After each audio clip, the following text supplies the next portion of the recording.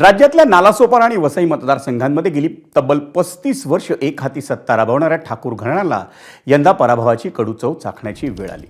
बहुजन विकास आघाडीचे अध्यक्ष हितेंद्र ठाकूरांना वसईत स्नेहा दुबे या राजकारणातल्या नवख्या महिला उमेदवाराकडून पराभव स्वीकारावा लागला।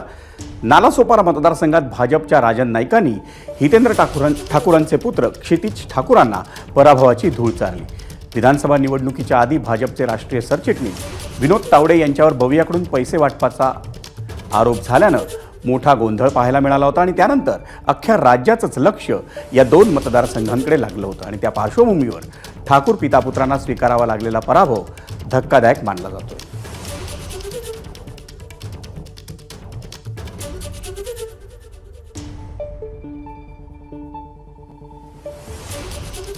माझी रणनीती अशी काहीच नव्हती। केंद्र सरकारच्या योजना, राज्य सरकारच्या योजना मी मतदारापर्यंत, नागरिकापर्यंत, मी आणि माझ्या सर्व देवदुर्लभ कार्यकर्त्यांनी मतदारापर्यंत पोहोचवल्या, नागरिकांपर्यंत पोहोचवल्या।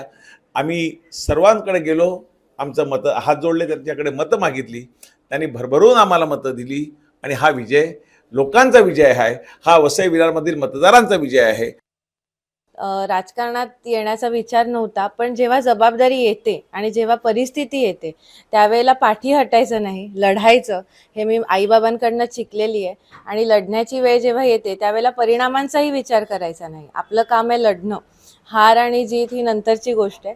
तोच विचार करून आम्ही या लढाईमध्ये उतरलो होतो, पण वसईच्या जनतेने पूर्णपणे पाठिंबा देऊन ही लढाई, अशक्य असणारी लढाई शक्य झालेली आहे आणि आपण जिंकलेलो आहोत, याचा खूप आनंद आहे। एबीपी माझा, उघडा डोळे बघा नीट।